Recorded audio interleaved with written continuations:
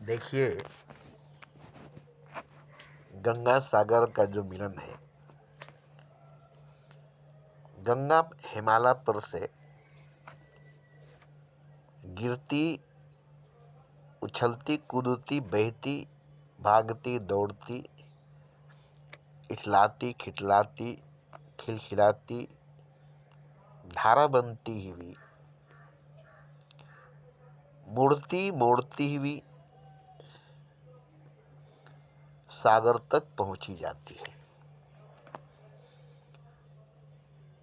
और सागर को प्राप्त कर लेती है, पा लेती है। तो वो गिरते गिरते जाती है। यहाँ ख्याल कीजिएगा, मेरी बात पर ध्यान दीजिएगा, मेरी बात पर। वो हिमालय से नीचे गिरते गिरते गिरते गिरते वो सागर तक पहुंच जाती है। यहाँ गंगा सागर का मिलन हो जाता है। सागर हिमालय पर जाकर गंगा से नहीं मिलता है। गंगा खुद गिरती हुई, बहती हुई, उछलती कूदती हुई, नाचती झूमती हुई, भागती दौड़ती हुई सागर से जाकर मिलती है, सागर में विलीन हो जाती है और मिलकर सागर हो जाती है। तो ये कौन जानता है हिंदू धर्म में? यहां ये दिखाया जाता है कि गिरते गिरते, नीचे की तरफ गिरते गिरते आप सागर से मिलन कर सकते हैं। तो सागर नीचे है, गंगा ऊपर है। अब यहाँ एक चीज हम आपको बताना चाहते हैं कि गंगा विराजमान है महादेव के जटा में। वहां तो भगवान स्वयं है, अब भगवान के जटा में वो है, मगर वो सागर से मिलना चाहती है। इसलिए जटा से निकलकर, महादेव से निकलकर, गिरती पड़ती, बहती हुई, झूमती नाचती घूमती हुई सागर से जाकर मिल जाती है और सागर बन जाती है। तो यहाँ एक चीज दिखाया गया कि ये तो बहुत अच्छे स्थान पर थी, महादेव के सर के ऊपर उसकी जटा में थी। महादेव ने उसे अपने सर पर, अपने जटा में स्थान दिया था, बड़ा उच्च स्थान, जो पत्नी को नहीं दिया था, साली को दिया था। मगर वो स्थान छोड़कर और उस महादेव को छोड़कर वो अपने पति देव से मिलने निकल गई, सागर से जाकर मिलकर सागर हो गई। तो यहां मैं एक चीज बताना चाहता हूं कि गिरने का रास्ता नीचे की तरफ है, बहने का रास्ता नीचे की तरफ है, और नीचे गिरते गिरते, नीचे बहते बहते सागर से जाकर मिल जाना, क्योंकि सागर नीचे है। अगर सागर ऊपर होता, समुद्र ऊपर होता,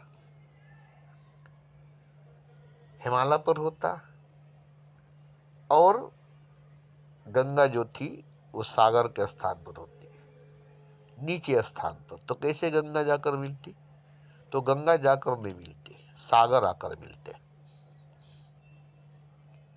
ये नहीं कि गंगा अब जाकर मिलेगी सागर से हिमालय पर, नहीं। अब सागर आकर मिलेंगे गंगा से, अब वो गिरेंगे, वो नीचे उतरेंगे, वो भागेंगे दौड़ेंगे और अपनी पत्नी से आकर मिलेंगे। तो स्थान की वजह से, जगह की वजह से, स्पेस की वजह से ऐसा होता है। अब अगर ऊंचे स्थान पर है तो आपको नीचे उतरने के लिए गिरना पड़ेगा, उतरना पड़ेगा, बहना पड़ेगा, क्योंकि आपकी मंजिल नीचे है।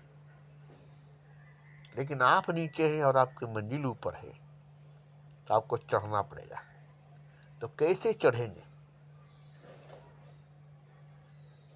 जैसे तेंजिंग नोर्गे हेलेडी हिमालय पर जाकर झंडा गाड़े, तो नीचे से हिमालय की चोटी पर न गए। तो गंगा को हिमालय से उतरकर सागर में आने में जो कठिनाई हुई, उससे ज़्यादा कठिनाई तेंजिंग और हेलेडी को हुआ, जो जमीन से ऊपर हिमालय पर पहुंचे और झंडा गाड़े। तो यहाँ देखिए, किसी के लिए गिरकर नीचे उतरकर अपनी मंजिल को पाना होता है, उसकी मंजिल नीचे है, और किसी के लिए ऊपर उठकर ऊपर चढ़कर मंजिल को पाना पड़ता है, उसकी मंजिल ऊपर है। अब जिसकी मंजिल जहाँ है उसको वहां से अपनी मंजिल तक का सफर करना पड़ेगा। तो यहाँ मैं एक चीज देखता हूँ कि सबकी अपनी अपनी मंजिल है, लेकिन मंजिल सबकी एक ही है। वो है खुदा, वो है भगवान, वो है ईश्वर। इन्ना लिल्लाहि व इन्ना अलैहि राजिऊन। हम अल्लाह के तरफ से आए और अल्लाह के तरफ ही जाएंगे। तो सबकी मंजिल खुदा है, और आत्मा का मंजिल परमात्मा है। अब परमात्मा न तो ऊपर है न तो नीचे है। ये नहीं कि परमात्मा सातवें आसमान पर है या 7 तबक जमीन के नीचे है। किसी को ऊपर चढ़ना पड़ेगा या किसी को नीचे उतरना पड़ेगा, नहीं। परमात्मा हर जगह है। जहां आत्मा है वहीं परमात्मा। जैसे शरीर जहां है वहीं आत्मा है। इतना नहीं कि जहां शरीर है वहां आत्मा नहीं है। तो जहां शरीर है वहीं आत्मा है, ऐसे ही जहां आत्मा है वहीं परमात्मा है। शरीर से 1 इंच भी ऊपर या नीचे आत्मा नहीं है। ऐसे ही परमात्मा भी आत्मा से 1 इंच ऊपर नीचे नहीं है। जहां शरीर वहीं आत्मा, जहां आत्मा वहीं परमात्मा है। अब यहां देखा गया कि शरीर, आत्मा और परमात्मा एक ही जगह, एक ही स्थान पर है। कहां शरीर नहीं, जहां शरीर है वहां आत्मा है, और जहां आत्मा है वहां परमात्मा है। तो यहाँ सफर की बात कहां से होगी? चढ़ने उतरने की, गिरने की बात कहां से हुई? शरीर, आत्मा और परमात्मा। जैसे बच्चा, जवान और बूढ़ा, एक ही इंसान, एक ही आदमी, एक ही शरीर है। एक ही शरीर की 3 स्थान कहिए, 3 गति कहिए, 3 सीढ़ियां कहिए, 3 दर्जात कहिए, बच्चा, जवान, बूढ़ा। ऐसे ही शरीर, आत्मा और परमात्मा एक ही सच्चाई, एक ही हकीकत का 3 रूप है, जिसको त्रिकोण की तरह देख सकते हैं। अब त्रिकोण में कौन कोना है जो अलग है? 1-2 कोने से कौन कोना है जो अलग है? दूर भले ही है मगर अलग नहीं है। थोड़ी सी दूरी है। 3 कोण जो है, त्रिकोण जो है, हर कोना एक कोने से अलग है। हर कोना एक कोने से अलग है, मगर त्रिकोण एक ही है। बचपन, जवानी और बुढ़ापा इंसान एक ही है। जीवन एक ही है। जन्म, मरण और जीवन तीनों एक ही है। जन्म नहीं होगी तो जीवन कहाँ से होगी? जीवन नहीं होगी तो मरण कहाँ से होगी? बचपन नहीं होगी तो जवानी कहाँ से होगी? जवानी नहीं होगी तो बुढ़ापा कहाँ से होगा? तो शरीर ही आत्मा भी है, परमात्मा भी है, जिसमें ही रूह भी है, खुदा भी है। ये हकीकत जानना पड़ेगा। अब इसमें जिस्म को रूह से अलग करने वाला मन और बुद्धि है, दिल और दिमाग है। दिल और दिमाग की वजह से जिस्म और रूह अलग अलग हो जाता है। बीच में दिल और दिमाग आने की वजह से जिस्म और रूह अलग हो जाता है, आत्मा और शरीर अलग हो जाता है। क्योंकि जिस्म और दिमाग बीच में माँ बाप भरते हैं, माँ बाप बीच में दिल और दिमाग को भरते हैं। अगर माँ बाप दिल और दिमाग को नहीं भरे तो जिस्म के साथ रूह और रूह के साथ खुदा होगा, और जिस्म रूह और खुदा एक होगा।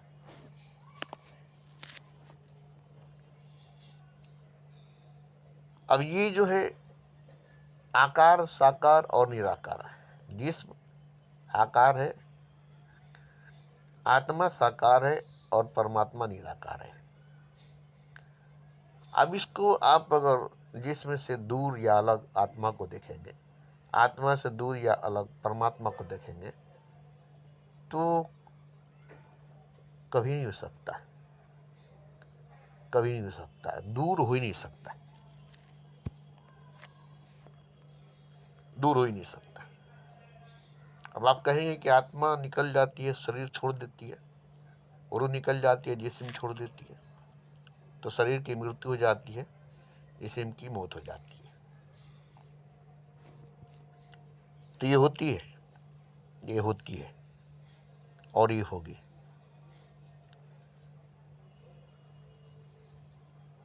अगर आप शरीर को, आत्मा को, परमात्मा को 3 हिस्सों में बांट देंगे, बचपन, जवानी और बुढ़ापा को 3 हिस्सों में बांट देंगे, तो ये होगा बचपन, जवानी, बुढ़ापा, शरीर, आत्मा और परमात्मा। लेकिन शरीर, आत्मा और परमात्मा ही नहीं, संसार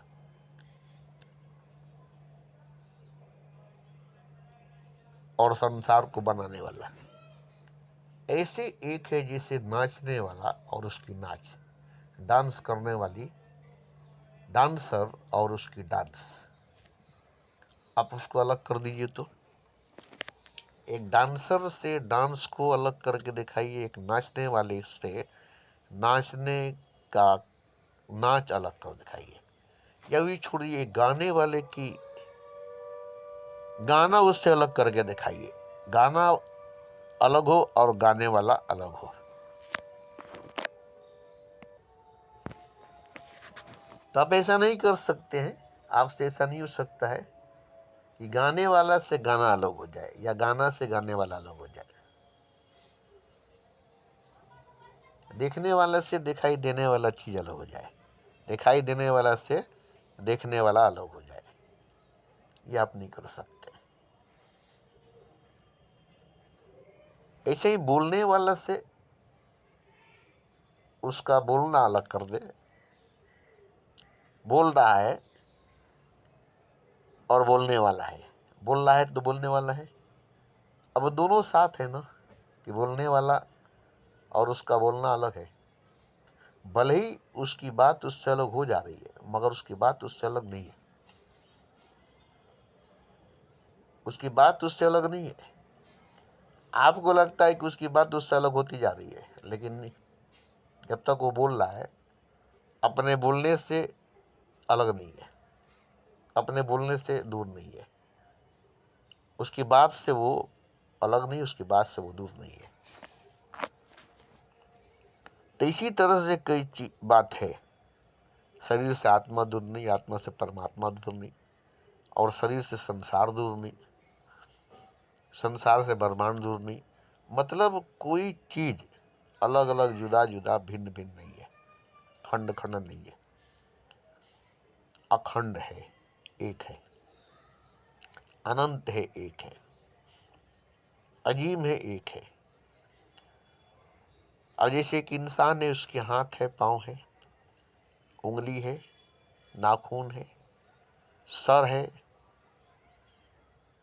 धड़ है, आँख है, नाक है, कान है, जुबान है, दांत है, रोए हैं, बाल है, ये सब अलग अलग दिखने में है, मगर ये सब वो एक इंसान ही है। सर के बाल से लेकर रोआ नाखून तक पूरा का पूरा एक इंसान है। अब इसमें कहेंगे कि रोआ अलग है, सर का बाल अलग है, चमड़ा अलग है जिस्म का। तो इस तरह से आप अलग अलग करके अगर दिखाएंगे तो इंसान दिखाई नहीं देगा। चमड़ा छील कर अलग करके रख दे, चर्बी उतार कर अलग रख दे, गोश्त उतार कर अलग रख दे और हड्डी का ढांचा अलग रख दे। अब इंसान को दिखाएंगे तो इंसान रहेगा नहीं, इंसान होगा नहीं। वो तो चमड़ा, हड्डी, चर्बी, मांस, जैसे कुर्बानी में देखते हैं ना, गाय जबा होगी, अब गाय नहीं है, अब तो उसकी मांस है, हड्डी है, चमड़ी है, चर्बी है। गाय वहां नहीं है, गाय वहां नहीं है। तो गाय असल में है क्या? जो जबा करने के बाद वह मौजूद नहीं है, उसकी लाश है, उसकी हड्डी मांस है। तो गाय को किसने देखा है? गाय को किसने देखा है? जबा करने के बाद गाय गई कहाँ? गाय हुई कहाँ? अब तो लाश है, हाड़ मांस है, हड्डी गोश्त है, चर्बी चमड़ी है। तो गाय कहाँ गई? तो गाय का मतलब जिंदा गाय। अगर जिंदा है, जीवन है, तो गाय है। जिंदा नहीं, जीवन नहीं है, तो हाड़ मांस है, हड्डी गोश्त है और लाश है। तो इसी तरह से जीवन है तो परमात्मा है, जीवन नहीं है तो शरीर अलग है, आत्मा अलग है, संसार अलग है, परमात्मा अलग है। देखिए, जब मर जाता है इंसान तो संसार छोड़ देता है, तो कहाँ शरीर संसार से तो बाहर नहीं होता, मगर पता चलता है कि संसार छोड़ दिया, दुनिया फानी से कुछ कर गया। जबकि अभी शरीर उसका जैसे पहले था जिंदा, अभी मुर्दा लाश जमीन पर है। तो जीवन निकल गई, जिंदगी निकल गई। अब शरीर का जो संसार से जुड़ना था वो अलग हो गया, शरीर से संसार अलग हो गया। तो बीच में जो बंधन था, जिसमें जो जोड़ था, वही जीवन शरीर और संसार को जोड़ रखा था। अब जीवन निकल गई, मृत्यु आ गई, तो शरीर संसार में रहते हुए भी संसार से अलग है। अब शरीर से संसार अलग, संसार से शरीर अलग। तो जीवन ही असल है, आत्मा, परमात्मा और शरीर असल नहीं है। असल चीज जीवन है। जीवन नहीं तो शरीर नहीं, शरीर नहीं तो आत्मा नहीं, आत्मा नहीं तो परमात्मा नहीं, और संसार भी नहीं। ये जो जीवन है, ये जो जिंदगी है, यही असल में हकीकत है, सच है। बस अब ये जीवन मृत्यु तक है, मौत तक है। मरने के बाद ये जीवन नहीं है, मौत के बाद ये जीवन नहीं है।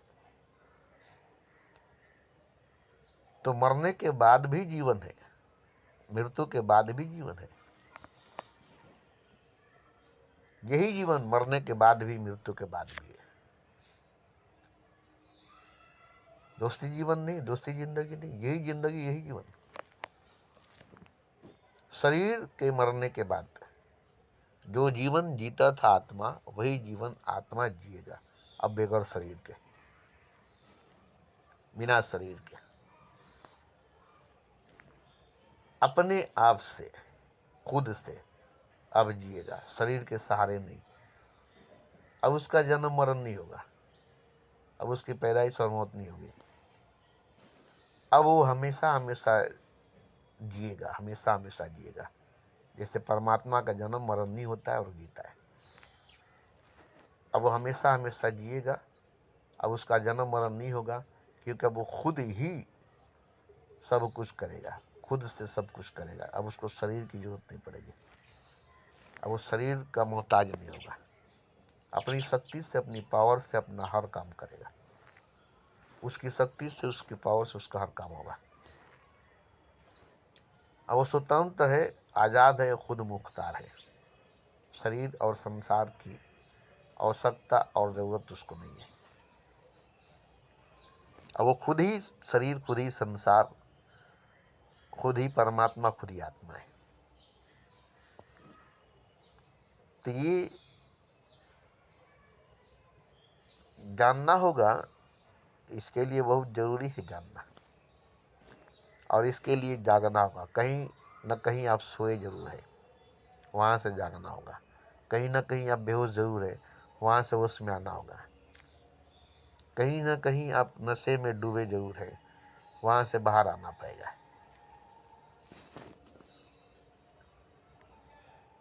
तब ये सब होगा, तब ये सब होगा। तो नशा नहीं होगी, बेहोशी नहीं होगी, नींद नहीं होगा, तब आप होंगे। नशा होगा आप नहीं होंगे, नींद होगी आप नहीं होंगे, बेहोशी होगी आप नहीं होंगे। अब देखिए तो आप नशे में है कि नहीं, बेहोशी में है कि नहीं, नींद में है कि नहीं। आप में नींद नहीं, बेहोशी नहीं, नशा नहीं, तो आप हैं। आप में नींद है, बेहोशी है, नशा है, तो आप नहीं है।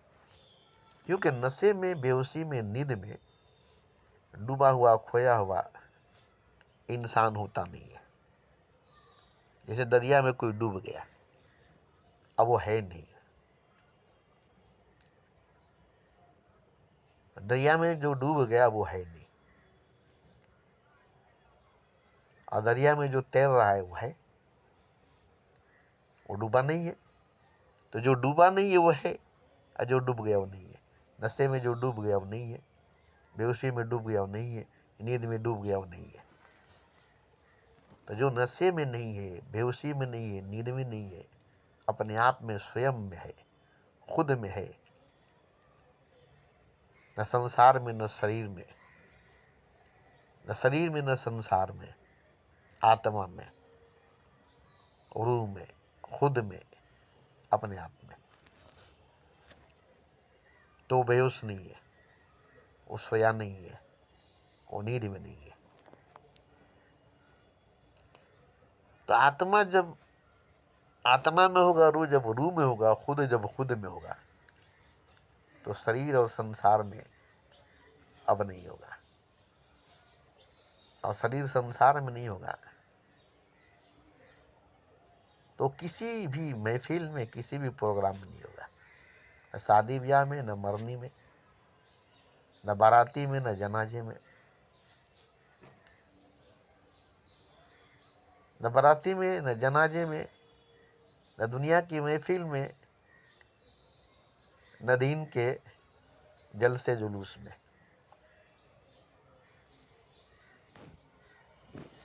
तो ये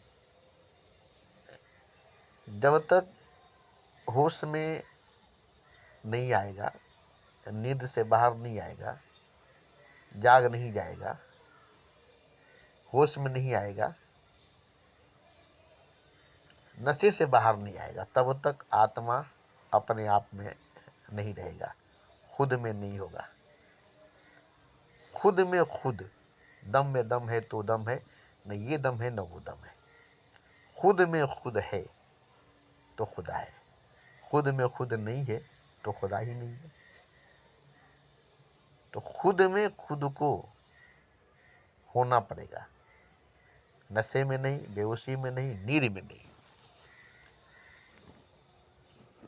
तो खुद में खुद को होने के लिए नशे से, बेहोशी से, नींद से बाहर आना पड़ेगा। तो जो खुद में होगा वो खुद ही खुदा होगा, उसका कोई खुदा नहीं होगा, वो किसी का बंदा नहीं होगा। और जो खुद में खुद ही नहीं होगा, न उसका खुदा होगा न किसी का बंदा होगा। वो नशे में है, बेहोशी में, नींद में है। और न नशे में, नींद में, बेहोशी में खुदा है न होगा। नमाज में, धर्म में, पूजा में, मजहब में, ये सब एक नशा है, बेहोशी है, नींद है, इसमें खुदा नहीं है। और इसी में सब खुदा को खोजता है। नशे में ढूंढता है खुदा को, बेहोशी में ढूंढता है खुदा को, नींद में खोजता है खुदा को, ख्वाब में, सपने में तलाश करता है खुदा को। और खुदा उसके पास बैठा है, खुदा उसके पास बैठा है। कब ये जागेगा, कब नींद से, कब बेहोशी से आएगा, कब नशे से बाहर निकलेगा, इंतजार में बैठा है।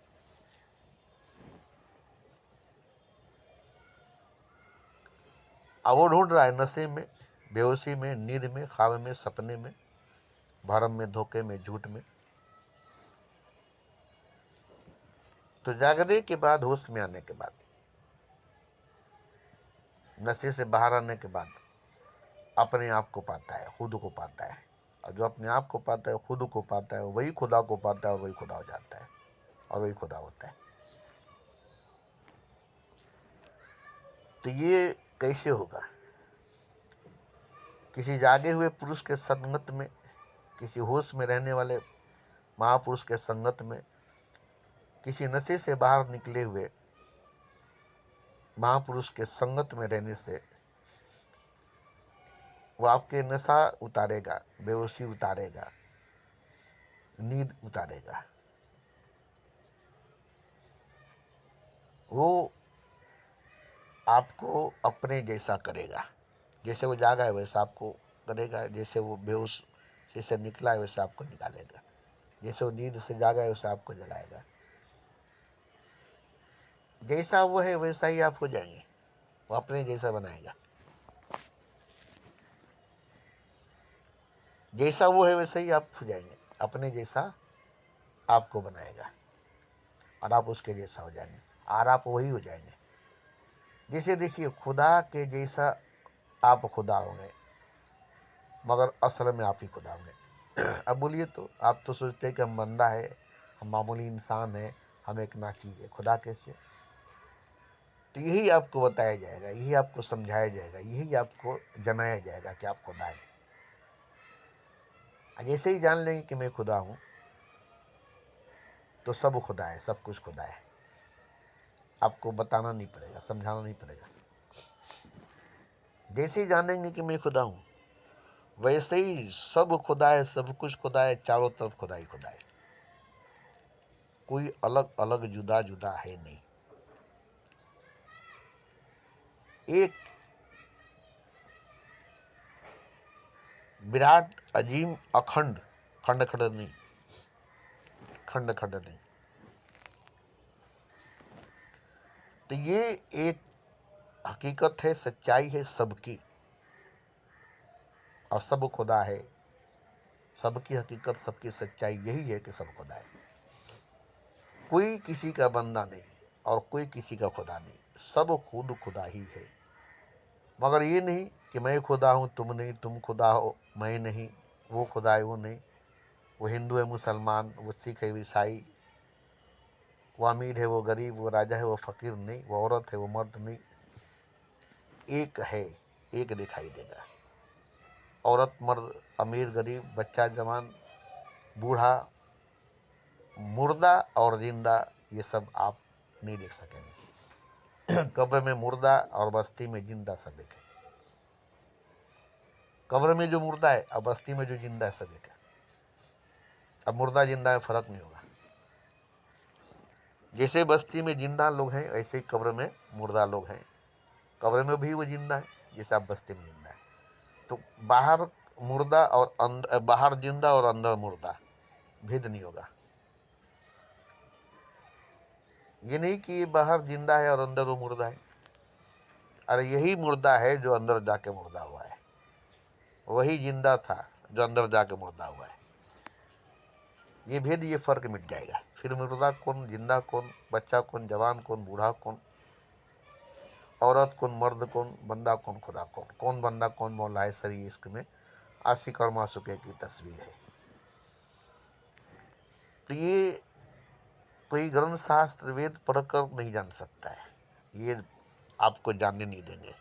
यही लोग तो बुलवा कर रखे, यही लोग तो भटका कर रखे, यही लोग तो अंधा बना कर रखे, यही लोग तो बंदा बना कर रखे, यही लोग अलग अलग जुदा जुदा करके रखे। फिर का परस्ती में, फिर का बंदी में, अलहदगी में फंसा कर लाकर रखे। तीन लोगों के संगत सोबत में रहेंगे तो नहीं होगा। ये होने नहीं देंगे, ये होने नहीं देंगे, एक होने नहीं देंगे, एक होने नहीं देंगे। और हम कहते हैं कि एक है ही, होने देने का बात ही नहीं है।